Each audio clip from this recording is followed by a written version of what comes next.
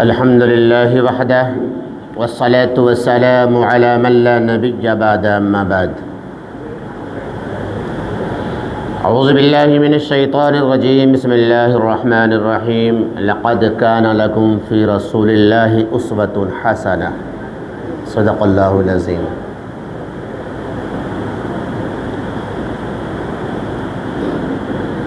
ماہ ربیع الاول کا مہینہ بڑے آب و تاب کے ساتھ آیا اور آب و تاب کے ساتھ رواں دواں ہے۔ یہ مہینہ ہمیں عظیم انسانیت کی یاد دلاتا ہے۔ جب ربیع الاول کا مہینہ آتا ہے پورے عالم میں ایک جشن کا ماحول اور ایک خوشی کی فضا، دل پر ایک مسرتوں کی لہر، آنکھوں میں ایک عجیب و غریب چمک، چہرے پر ایک عجیب و غریب روشنی،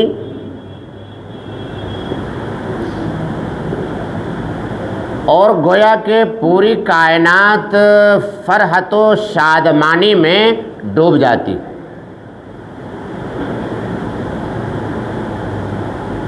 اور اس ماہ مبارک میں، اس ربیع الاول کے مہینے میں کسی کے دل میں اگر خیال گزرتا ہے، دماغ میں اگر بات آتی ہے، سوچ اور فکریں چلتی ہیں، قلمکاروں کے اگر قلم اٹھتے ہیں اور چلتے ہیں، مقرروں کی زبانیں چلتی ہیں، پروگرام کہیں منعقد کیے جاتے ہیں، کوئی اجلاس اور کوئی جلسہ اور کوئی محفل رچتی اور سجتی اور بستی ہے، تو ہر جگہ ایک ہی نام آتا ہے، ہر جگہ ایک ہی ذکر ہوتا ہے، اور وہ ہے ذکر جشن آمد مصطفیٰ صلی اللہ تعالی وسلم۔ جشن آمد مصطفیٰ۔ یقیناً اس روئے زمین پر، بلکہ ساتوں طبق زمین اور آسمان، سمندر یا پہاڑ، آبشار یا کہکشاں ہوں یا آبشار،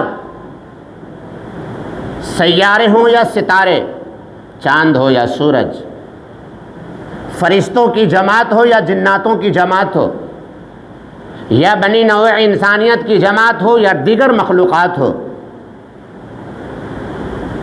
کائنات کا ذرہ ذرہ اگر لطف اندوز ہوا، محظوظ ہوا، انہیں خوشی ملی، انہیں مسرت ملی، انہیں راحت ملی، انہیں چین ملا، انہیں قرار ملا، انہیں سکون ملا، تو اس ماہ ربیع الاول کے بدولت ہی ملا۔ چونکہ اس مہینے میں ایک گھڑی ہے، ایک لمحہ، ایک دن اور ایک تاریخ ہے، جو 12 ربیع الاول کے نام سے وہ دن جانا جاتا ہے، وہ تاریخ جانی جاتی۔ اس تاریخ نے اور اس دن نے، یہ ایسی تاریخ ہے کہ سورج کی روشنی نے زندگی میں ایسی کوئی تاریخ نہیں دیکھی، کسی مخلوق کی جماعت نے ایسا منور اور ایسا بابرکت دن نہیں دیکھا، کیونکہ جناب رسول کریم صلی اللہ تعالیٰ علیہ وسلم کی بعثت اور آمد کوئی عام بات نہیں تھی، کسی دیگر نبی کی پیدائش کی بات اور خبر نہیں تھی۔ آپ سید الاولین والآخرین تھے، آپ سید البشر اور افضل البشر ہیں۔ آپ حضرت آدم علیہ السلام کے بھی سردار ہیں، حضرت عیسیٰ علیہ السلام کے بھی سردار ہیں، اس درمیان جتنے بھی انبیاء اور رسول دنیا میں آئے سب کے آپ سردار ہیں۔ سید الانبیاء والمرسلین لقب ہے آپ کا۔ آپ محبوب کبریا ہیں، کوئی مسیح اللہ ہیں، کوئی ولی اللہ ہیں، کوئی خلیل اللہ ہیں، کوئی ذبیح اللہ ہیں، کوئی کلیم اللہ ہیں، سب کی اپنی اپنی شان ہے، فضیلت ہے، لیکن حبیب اللہ تو بس ایک ہی ذات ہے، وہ جناب محمد رسول اللہ صلی اللہ علیہ وسلم کی ذات ہے۔ دین مکمل ہوا آپ کی آمد پر، اسلام مکمل ہوا آپ کی آمد پر، شریعت مکمل ہوئی آپ کی آمد پر۔ آپ کی آمد ایسی مضبوط اور استقامت والی آمد تھی کہ آپ صلی اللہ تعالیٰ علیہ وسلم کی آمد کے بعد قیامت تک پھر کسی کی آمد کی ضرورت نہیں تھی. اس لیے آپ ختم الانبیاء والمرسلین بھی ہیں، ختم الانبیاء والمرسلین ہیں. جہاں ہمیں یہ ایمان رکھنا ہے، یقین رکھنا ہے اپنے نبی پر کہ ہمارے نبی سب نبیوں کے سردار ہے، سب رسولوں کے سردار ہے. ہمارے نبی اللہ کے سچے نبی ہے، سچے رسول ہے، سچے پیغمبر ہے. ان کا دین سچا، ان کی باتیں سچی، ان پر جو چیزیں اتری وہ سب سچی. وہیں ہمیں یہ بھی ایمان و یقین رکھنا چاہیے کہ ہمارے نبی ختم الانبیاء والمرسلین ہیں. ہمارے نبی کے بعد کوئی نبی رسول آنے والا نہیں. ختم نبوت کا عقیدہ اللہ کے نبی صلی اللہ تعالی وسلم پر ہی مکمل ہوتا ہے اور ختم ہوتا ہے. ہمیں یہ جاننے کی ضرورت ہے 12 ربیع الاول کے تعلق سے اور ربیع الاول کے مہینے کے تعلق سے اللہ کے نبی صلی اللہ تعالی علیہ وآلہ وسلم کی حیات طیبہ، سیرت پاک. آپ صلی اللہ تعالی علیہ وسلم کے روز مرہ کی جو زندگی تھی، ڈیلی ویز کا جو طریقہ تھا زندگی گزارنے کا، وہ کیسا تھا؟ آپ جب گھر میں ہوتے تھے اپنے بیوی میں، بچوں میں، اپنے تعلق داروں میں، رشتہ داروں میں، تو آپ کا کیا طریقہ ہوتا تھا؟ اللہ کے نبی جناب محمد رسول اللہ صلی اللہ تعالی علیہ وآلہ وسلم کی جو باہری زندگی ہے، گھریلو زندگی سے الگ، وہ اس قدر مصروف ہے، اس قدر مصروف ہے کہ ایسی مصروف زندگی آپ کو تاریخ میں کسی کی نہیں ملے گی. کہ اللہ کے نبی جناب محمد رسول اللہ صلی اللہ تعالیٰ علیہ وآلہ وسلم ہر وقت فکر مند رہتے تھے بنی نوع انسانیت کے لیے، اپنی امت کے لیے، اور اللہ کے بندوں کو، اللہ کے مخلوق کو جہنم کی ابدی عذاب سے بچا کر اللہ کی عبادت کی طرف، اللہ کی راحت کی طرف اور وسیع جنت کی طرف جو ایمان والوں کے لیے اللہ نے بنائی ہوئی ہے اس کی طرف سب لوگ چلے جائیں. اللہ کے نبی صلی اللہ تعالیٰ علیہ وآلہ وسلم ہر وقت اسی کے فکر مند رہتے تھے. سینکڑوں معبودوں کو چھوڑ کر، بت پرستی کو چھوڑ کر اور گھٹا توپ اندھیرے والی ذلت والی زندگی سے توبہ کر کر ایک اللہ جو وحدہ لا شریک ہے، عبادت و بندگی کے قابل وہی ہے اور اسی کی عبادت اور اسی کو رب ماننے میں نجات ہے. اللہ کے نبی صلی اللہ تعالیٰ علیہ وسلم اس پیغام کو بندوں تک پہنچانے کے لیے ہر مصیبت، ہر تکلیف، ہر دکھ، ہر درد برداشت کرنے کے لیے تیار تھے. آپ کو معلوم ہے، آپ کو اندازہ ہے کہ اللہ کے نبی صلی اللہ تعالیٰ علیہ وسلم کی باہر کی جو زندگی تھی کتنی تکلیف دہ زندگی تھی، کتنی مصیبت سے بھری ہوئی زندگی تھی. لوگ کمنٹ کرتے تھے آپ پر، فقرے چست کرتے تھے، گالیاں دیتے تھے، پتھر برساتے تھے اور آپ کے راستے میں کانٹے بچھا دیے جاتے تھے. آپ آگے آگے چلتے اور باولے قسم کے جو لوگ ہوتے تھے آپ صلی اللہ تعالیٰ علیہ وسلم کے پیچھے چل کر آپ کے خلاف نہ جانے کیسے کیسے کلمات کا استعمال کرتے تھے. پر آپ صلی اللہ تعالیٰ علیہ وسلم اتنی ساری مصیبتوں کو، تکلیفوں کو برداشت کر کر اور باہر کی الجھنوں کو، ٹینشنوں کو آپ گوارا کرتے ہوئے جب گھر میں قدم رکھتے تھے تو آپ صلی اللہ تعالیٰ علیہ وسلم کی حیات طیبہ کتنی پیاری تھی وہ سنیے. اما عائشہ کہتی ہیں، ازواج مطہرات کا بیان ہے، وہ کہتی ہیں کہ سرکار دو عالم صلی اللہ تعالیٰ علیہ وسلم جب گھر میں تشریف لاتے، باوجود ہم یہ جانتے تھے کہ آپ کرب میں ہیں، بے چین ہیں، تکلیف میں ہیں، غم زدہ ہیں، لوگوں کے طعنے سن سن کر آپ دل برداشتہ ہیں، لیکن آپ کا طریقہ یہ تھا کہ جب آپ گھر میں تشریف لاتے، دروازے پہ قدم رکھتے تو السلام علیکم ورحمۃ اللہ وبرکاتہ کہہ کر اپنے گھر کے اندر داخل ہوتے تھے. اللہ سے کتنا غم، کتنی تکلیفیں، کتنی پریشانیاں. اگر ہم میں سے کسی کو باہر کا کوئی آدمی، ایک آدمی الجھ جائے اور پاگل اور دیوانہ کہہ دے اور دو چار کھٹی کڑوی میٹھی سنا دے تو اس کا اثر اتنا تگڑا ہوتا ہے کہ جب تک آ کر ہم اپنے گھر میں گھر والوں سے نہ جنگ کر لیں، نہ لڑ لیں، جب تک ہمارا دماغ شانت نہیں ہوتا. ہے یا نہیں ہے؟ لیکن میرے نبی ایسے نہیں تھے. ازواج مطہرات گواہ ہیں اس بات پر، فرماتی ہیں کہ جب آپ صلی اللہ تعالیٰ علیہ وسلم گھر میں تشریف لاتے تو سب سے پہلے سلام کرتے.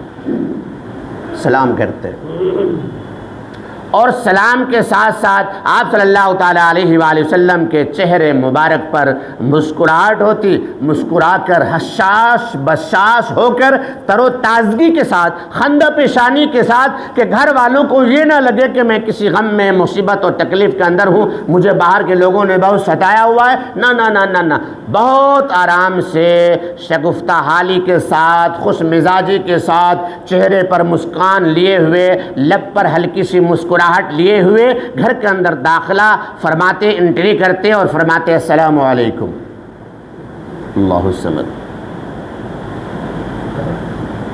آپ گھر پہ آتے، بیٹھ جاتے، اور کبھی آپ کا یہ مزاج ہوتا، فرماتے کہ عائشہ کچھ کھانے کو ہے؟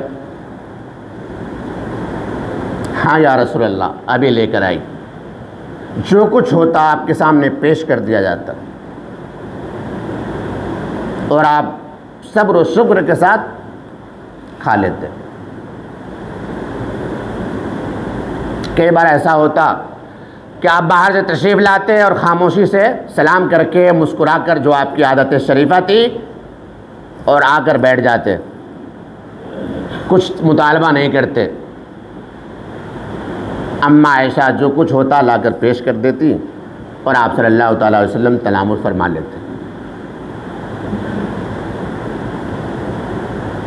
اماں عائشہ سے پوچھا گیا کہ صحابہ نے پوچھا کہ یہ بتائیں، 3 صحابہ ہیں بڑے جلیل القدر صحابی، ان میں حضرت عثمان بن مظعون بھی ہیں، عبداللہ بن عمرو بن عاص بھی ہیں، 3 صحابی ہیں بڑے جلیل القدر۔ وہ آئے اماں عائشہ سے پوچھا کہ اماں عائشہ یہ بتائیں کہ گھریلو زندگی میں اللہ کے نبی صلی اللہ تعالیٰ علیہ وسلم کا طریقہ کیا ہے، عبادت کا، بندگی کا، ریاضت کا؟ اماں عائشہ کہتی ہیں کہ آپ صلی اللہ تعالیٰ علیہ وآلہ وسلم عام حالات کی طرح، عام زندگی کی طرح گھر میں زندگی گزارتے ہیں، آرام بھی فرماتے ہیں، سو بھی جاتے ہیں، جاگتے بھی ہیں، گھر کے کاموں میں حصہ بھی لیتے ہیں۔ ایک نارمل سی بات اماں عائشہ نے بتائی تو ان تینوں صحابہ کو ایسا لگا کہ بھئی اتنے بڑے نبی ہیں، نبیوں کے سردار ہیں، تو گھر میں بھی رات دن عبادت میں لگے رہتے ہوں گے، ان کا یہ اندازہ تھا۔ لیکن وہ اندازہ ان کا فیل ہو گیا، تو انہیں لگا کہ ان کی عبادت تو اس اعتبار کی نہیں ہے، تو کہنے لگے آپس میں کہ یہ تو بخشے بخشائے نبی ہیں، ان کا کیا ہے، لیکن ہم ایسا نہیں کریں گے۔ ایک نے کہا کہ ہم زندگی بھر روزہ رکھیں گے، کبھی افطار نہیں کریں گے۔ دوسرے صحابی نے کہا کہ میں پوری رات جاگوں گا، عبادت کروں گا، کبھی سوؤں گا نہیں، بستر پہ نہیں جاؤں گا۔ تیسرے صحابی نے کہا کہ میں عورتوں سے بالکل دور رہوں گا، زندگی میں کبھی نکاح ہی نہیں کروں گا۔ آقا نامدار تاجدار مدینہ صلی اللہ تعالیٰ علیہ وسلم تشریف لے آئے، فرمایا کہ میں نے سنا ہے کہ تم یوں کہہ رہے ہو۔ ہاں یا رسول اللہ، اللہ کے نبی جناب محمد رسول اللہ صلی اللہ تعالیٰ علیہ وسلم کی پیاری بات سنو۔ آپ صلی اللہ تعالیٰ علیہ وسلم نے ارشاد فرمایا کہ میں رات کو جاگتا بھی ہوں اور سوتا بھی ہوں، مطلب رات کو نماز بھی پڑھتا ہوں اور سوتا بھی ہوں، روزہ بھی رکھتا ہوں اور افطار بھی کرتا ہوں، اور میں نکاح بھی کرتا ہوں۔ فمن رغب عن سنتی فلیس منی، یاد رکھو جو میرے سنت پر نہیں چلے گا، میرے طریقے پر نہیں چلے گا، وہ میری امت نہیں۔ کیا بات! رات کو جاگتا بھی ہوں، سوتا بھی ہوں، عبادت بھی کرتا ہوں، روزہ رکھتا ہوں، افطار بھی کرتا ہوں، میں نے نکاح بھی کیے اور نکاح کرنا میری سنت ہے۔ جو اس طریقے کو نہیں مانتا وہ میری امت سے اس کا کوئی تعلق نہیں۔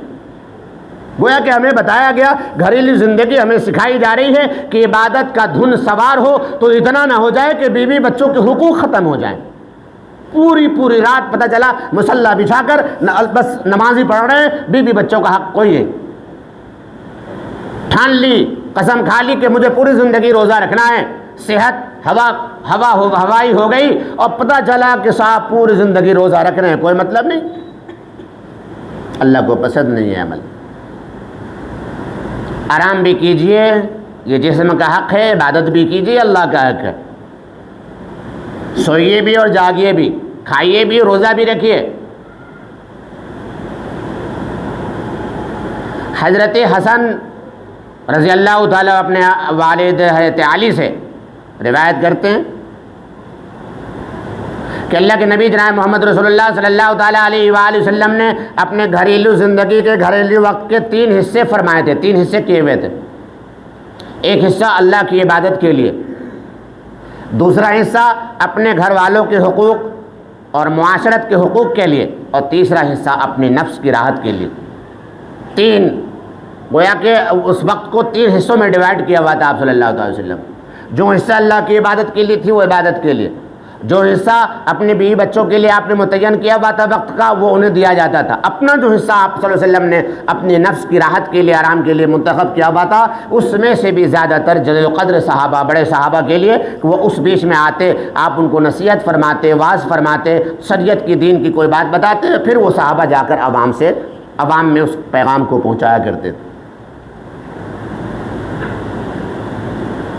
اللہ کے نبی جناب محمد رسول اللہ صلی اللہ تعالیٰ علیہ وسلم کا یہ طریقہ تھا کہ جب آپ صلی اللہ تعالیٰ علیہ وآلہ وسلم جب کہیں باہر سے تشریف لاتے اور گھر میں داخل ہونا چاہتے تو ڈائریکٹ کبھی داخل نہیں ہوتے، اور آپ صلی اللہ تعالیٰ وسلم نے اس بات سے منع فرمایا کہ جب کہیں باہر سے آیا کرو تو ایک دم سے گھر میں بالکل اچانک انٹری نہ کیا کرو، بلکہ پہلے آنے کی، گھر میں جانے کی اطلاع کر دو، تاکہ جو گھر کی خواتین ہیں وہ اپنے آپ کو اس کے لیے تیار ہو جائیں کہ آپ باہر سے آنے والے۔